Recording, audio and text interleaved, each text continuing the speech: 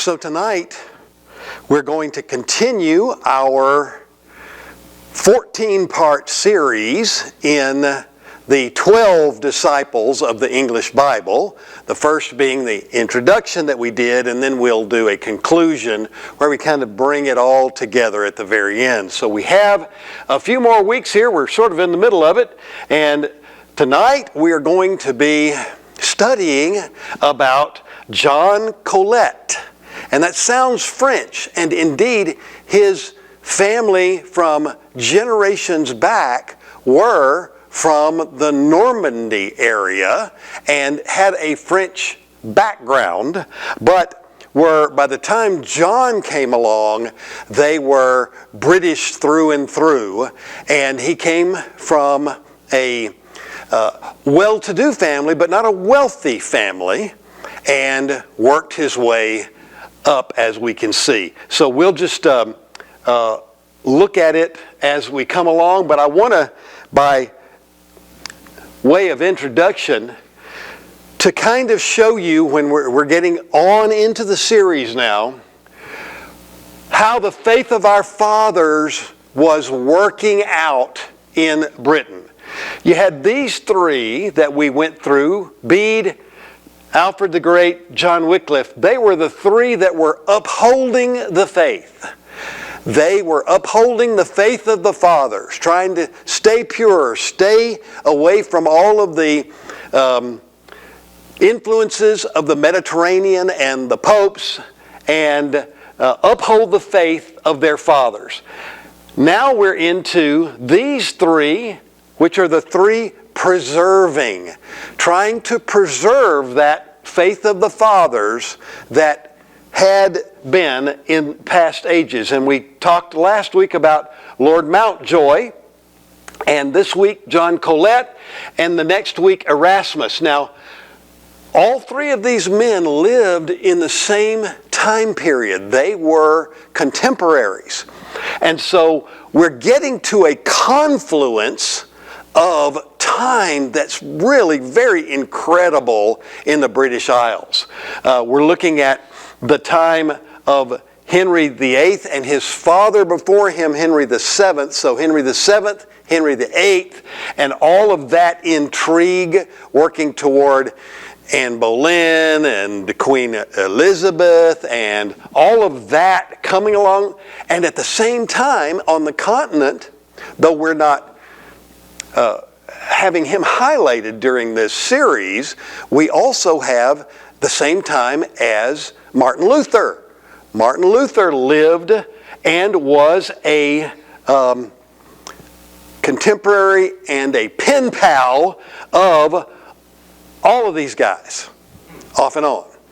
And so at one point in time or another, specifically Erasmus, that we'll get to next week.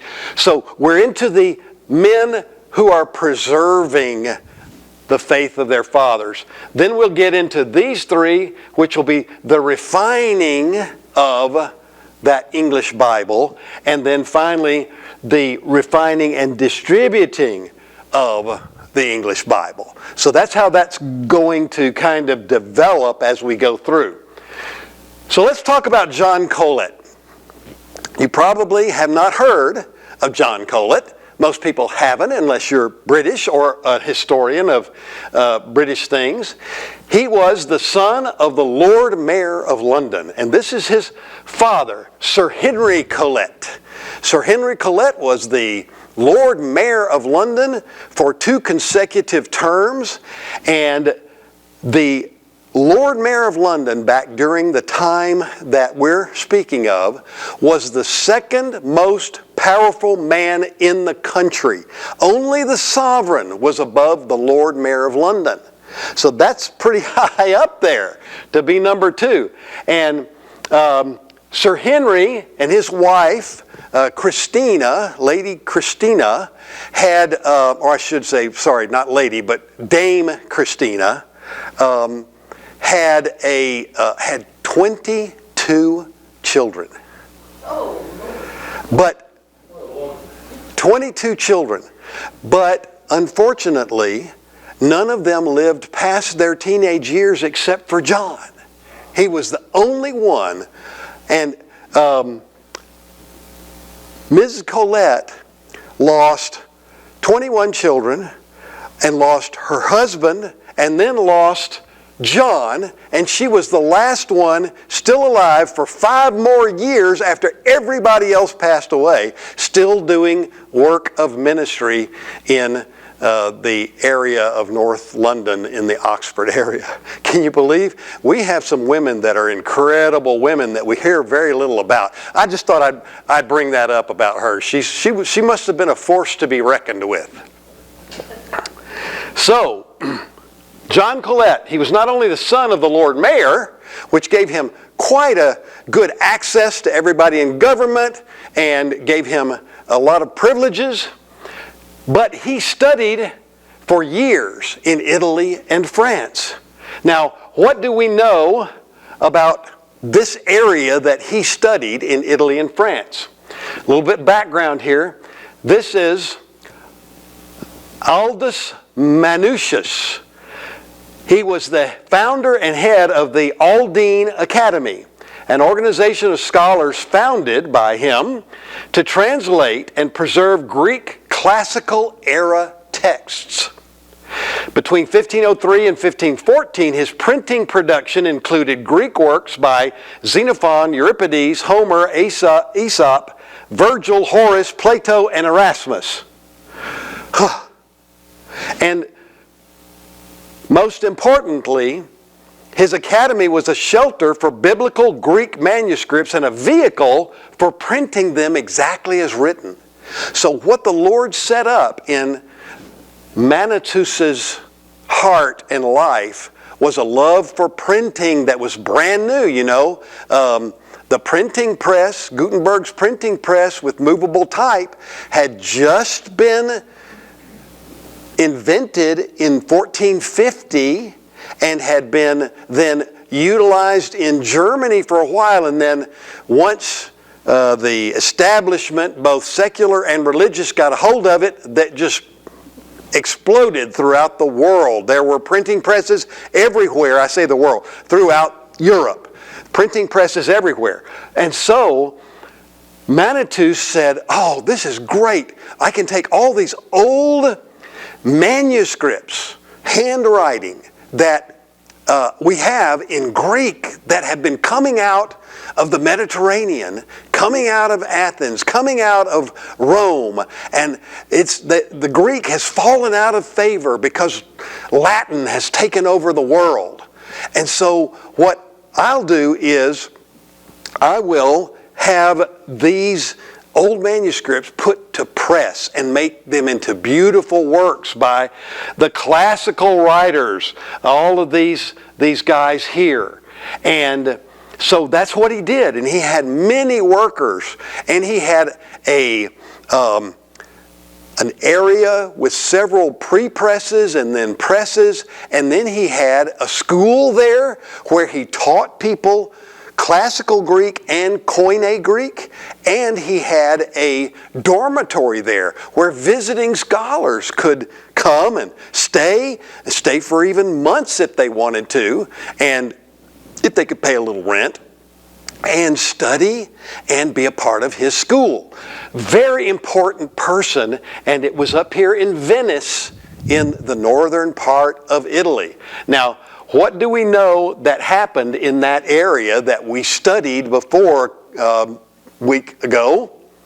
This is a slide from last week, but I've added Colette in here.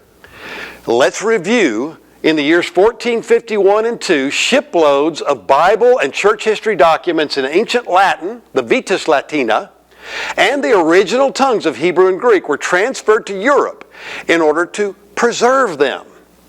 Some landed in the hands of the reformers, namely Huss, Calvin, and Colette, who compared the Vetus Latina, the Vulgate, and the original tongues, finding that the Hebrew and Greek fit the Vetus Latina like a glove, but the Vulgate was hopelessly compromised.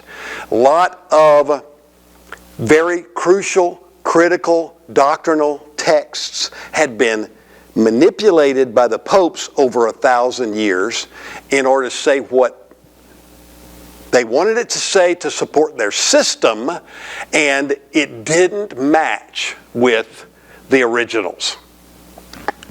So, we saw that out of Istanbul, because of the takeover in 1453 of the Muslims of Constantinople, we saw that all of those shiploads before it was taken over, as people were fleeing the city and able to get out with manuscripts and with church documents and history of the church fathers, got right in here. They came this way and they came this way, and they found their way into Venice and then eventually over into Northern Europe and England itself, many of those. And so we'll talk a little bit about that more later. But you can see how this is orchestrating out in God's plan. Now, before we get to more about Colette, I want to do an honorable mention because it's important to set up Colette and how he got involved more strictly. This is Thomas Linacre. Thomas Linacre was, in this time period, as you can see, early 1500s, late 1400s, early 1500s, an English physician, classical scholar, founder, and first president of the Royal College of Physicians in London. And he was educated, he was raised in Derbyshire. Now, here's another one of those connections. Whose family was the head of the Derbyshire area that we talked about last week? Lord Mountjoy. And so all that area was Lollard area. Wycliffe's people were putting out different passages of the Bible, and Wycliffe New Testaments, and Wycliffe Bibles, a few. And so Linacre was from that area. He was raised there. He was educated at Oxford from 1480 to 1484. He traveled extensively through Italy from 1485 to 1497. That's a lot of time, right? That's over a decade that he lived in Italy and studied in Italy and traveled in Italy. He studied Greek and Latin classics, and for a time he resided at the Aldine Academy. He got his medical degree from the University of Padua in 1496 and served as a physician to Henry VIII. And he had a patient of note, Desiderius Erasmus, and we'll talk about him next week for the most part. But this is a hinge person for us. He was a valued physician. He was probably the most erudite physician of his day. And Northern Italy was the center for medical studies and physician development. And so he was not only studying at University of Padua to get his MD, but all of his free time was spent studying the classics from Latin and Greek. And so we've got the Lord setting him up there. From the Greek texts that he obtained, he found that the Latin Vulgate had become progressively more and more corrupted with each passing generation over the previous 1,000 years. And Linacre notified John Colette, and Colette was inspired to follow in Linacre's footsteps and take a 2-year sabbatical to Italy to study Greek texts. Upon returning to Oxford, Colette assisted Linacre in the production of the first Greek grammar book printed in England. The work of Colette and Linacre called for Christian scholars to return to the original Greek manuscripts to translate the gospel as it was originally meant to be communicated. So you can see these two individuals, very powerful families, connected to the monarchy, through their talents and through their families, were able to do the Lord's work without being harassed or burned at the stake or anything that normal, ordinary, common people were subject to. And the Lord placed them. And I think it's interesting for all of us to note, the Lord has placed all of us exactly where He needs us to be for our own influence, just like He positioned these men. And so Linacre went back to England during one of these times right after he got his MD and started setting up the hospital in London so that King Henry VIII and all the lords and ladies could have good health care. And he went up to Oxford to John Colet, who was a vicar up there, and he said, hey, you're not going to believe what I found down there, and here's this, and here's that, and I brought these back, and here are these things. And Colet started looking at all that and went, wow, that is something we've got to look into, and they could because of their position. Matter of fact, Thomas Linacre said to Colet, if this, the original Greek, is the gospel, we are not Christians. In other words, we've been going through all this ritual stuff instead of relationship stuff, and our church has been telling us that we just do all these things, pay attention, do what we're told, we will be in heaven. And these original texts are saying, no, relationship with Jesus, relationship with God through Jesus Christ as your Savior. That's the way to do it. And he said, if that's the gospel, we're not Christians. That's a big deal. And so, John Colet and he, in 1496, translated the New Testament from Greek into English for his students at Oxford and later for the public at St. Paul's Cathedral in London. That is key because you've got these guys in power that are close to the throne, close to the Lord Mayor of London, and they can't be persecuted or prosecuted because of that. And they're allowed to get this word out, to actually translate the New Testament from Greek into English. And that was the first that was done, because remember, Wycliffe's work was from Latin with some influence of the Vetus Latina into English, not from Greek into English. And so Colet, Colet is the man who did that. And he also lectured on the Gospels and the letters of Paul in Greek. He famously said, let Paul speak for himself out of the Greek, as opposed to everybody else telling us what Paul says. And students particularly of the Bible, were glumming onto that very quickly. Well, so as he was able to do these things, what happened? He taught from the Greek New Testament that they had translated into English to the boys of Oxford. What that means is he and Linacre and his mother and father started a 46-acre, which was huge at that time, 46-acre school for boys who were high schoolers prepping to go to Oxford and study theology.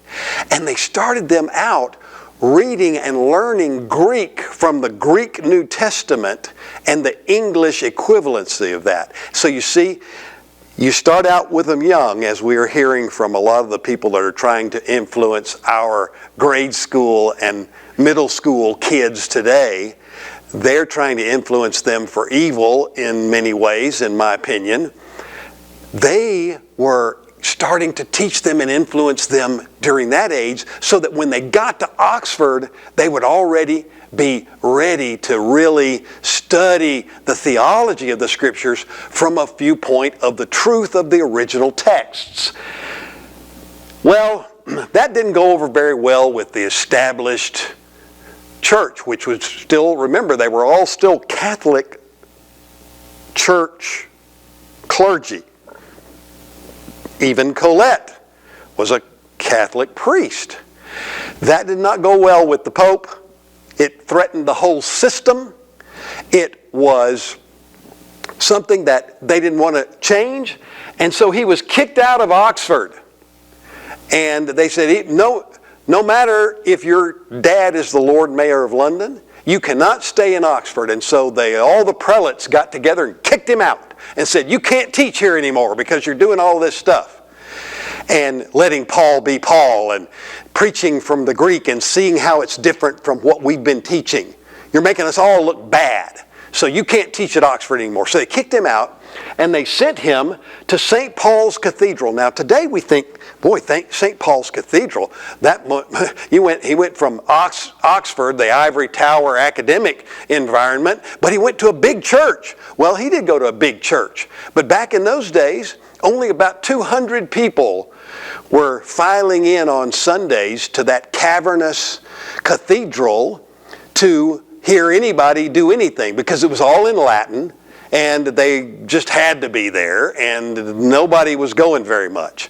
And so you had him kicked out basically to exile at St. Paul's Cathedral. But then the Lord will not be mocked. What happened? The congregation swelled from 200 to 20,000 students, men and women, when he lectured. And he lectured about twice a month, every other Sunday.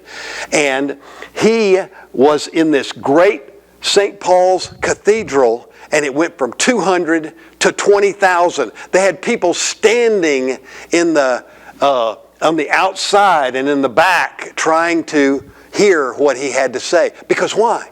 Truth. He was speaking truth from the original documents, and it fired people's spirits.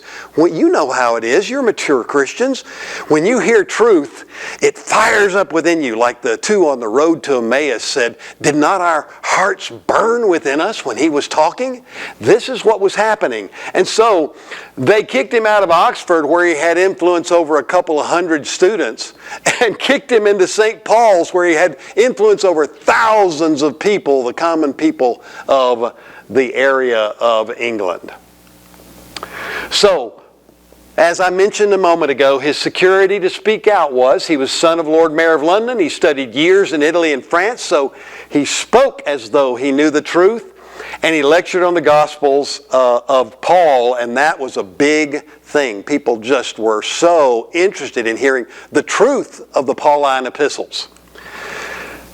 He gave, finally, in the last few years of his life, the convocation sermon at St. Paul's, where the convocation came of the yearly meeting of all of the priests and bishops and cardinals of the English church. And his speech to the collected clergy started out like this: I am a man speaking out of zeal, a man sorrowing for the ruin of the church. Furthermore, I am here today, fathers, to admonish you with all your minds to deliberate in this your council concerning the reformation of the church. He wanted the church to radically reform, just like Wycliffe had wanted to do, and just like the others that were Lollards in that day, the 100 years before, and moving into this time. A lot of times I talk about the Catholic Church, but we got to understand, these were all priests of the Catholic Church that were insisting on reformation. So they weren't all bad. Some of them were good and were trying to reform the church, but it was a gargantuan church with a very tight system, and it was hard to fight. In his signature sermon, Colette cites 4 evils referencing the Apostle Paul that constitute corrupt priestly living: devilish pride, carnal concupiscence, worldly covetousness, and worldly occupations. So if you can picture it, you have all of these priests and cardinals and bishops sitting out there in St. Paul's Cathedral for their annual meeting.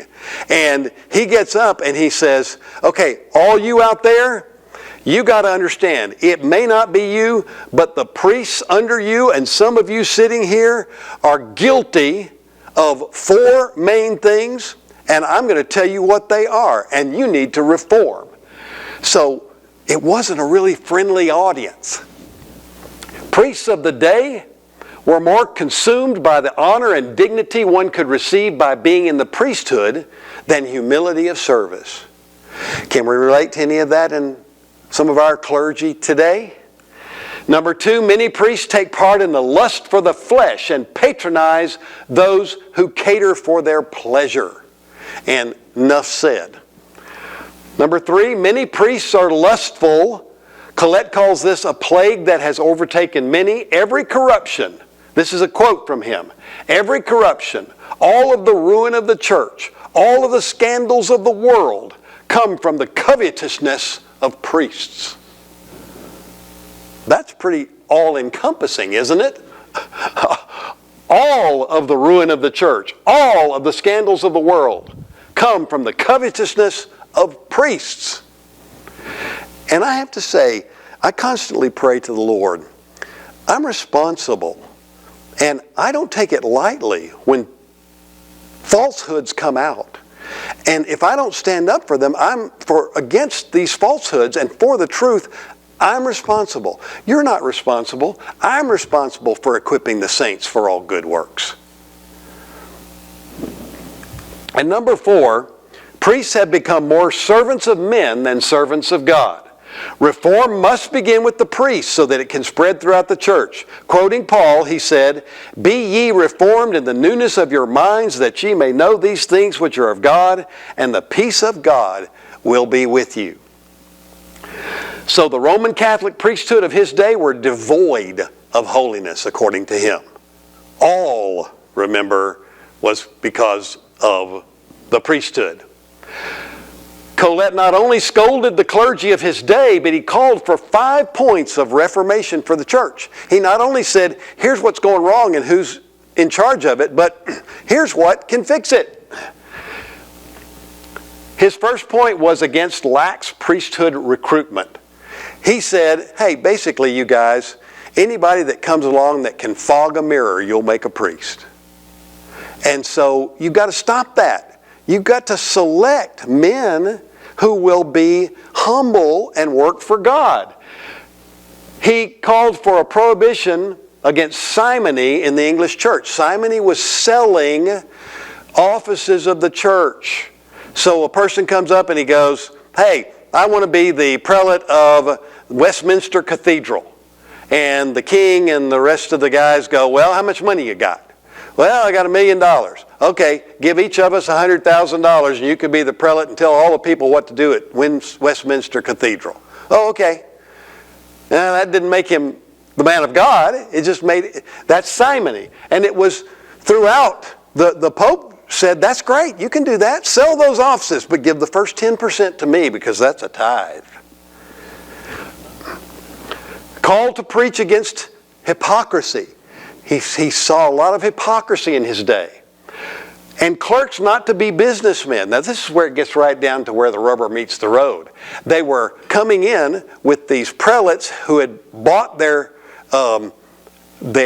positions, and then they would bring their clerks in from their other businesses and have them take care of the church's money. And so you had businessmen and accountants and merchants that were handling all the money that came into the church under this person, and then he would decide and they would decide who gets the money and how that works. So he said, hey, clerks aren't supposed to be businessmen. Clerks are supposed to be deacons that serve the people.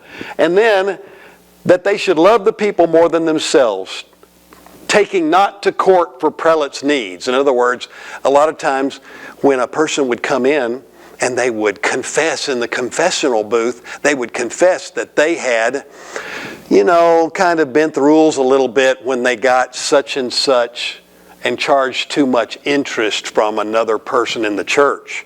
And the prelate would say, well, you need to give part of that to the church. And they would say, well, you're not supposed to know that. I did that in confessional to my priest. Well, it doesn't matter. It's out now, and we didn't get it from the priest. We got it from somewhere else. And you need to pay us that.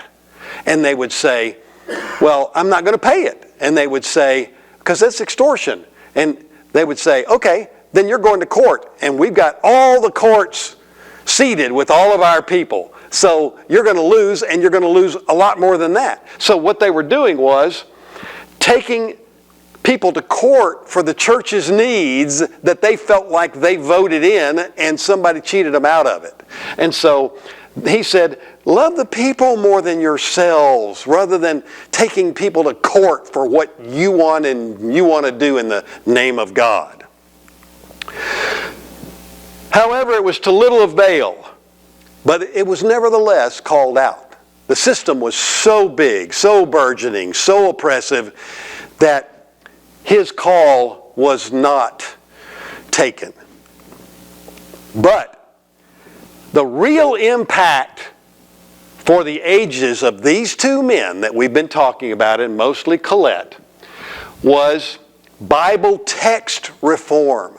They didn't get all that other stuff that they wanted. I'm sure they felt like a failure because they didn't get, they tried to buck the system and it didn't work, no matter how powerful they were, or how connected, or how sincere they were, or how intelligent they were. They couldn't buck the system, and I'm sure they felt like they died without doing very much. But they did Bible text reform that has come all the way down to our Bibles today. And Colette and Linacre are mostly unsung heroes of the English Bible, but were absolutely crucial to its acceptance and to the English Protestant Reformation. And finally, I'll just mention as a tease for next week, this is Erasmus. Colette blessed Erasmus for taking the name Desiderius. And that's a tease for next week. We're going to talk about Desiderius and Erasmus.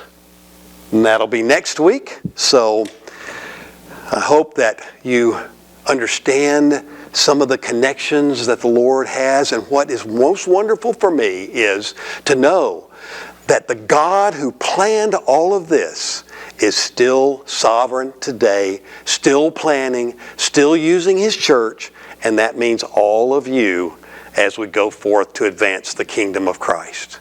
Let's pray.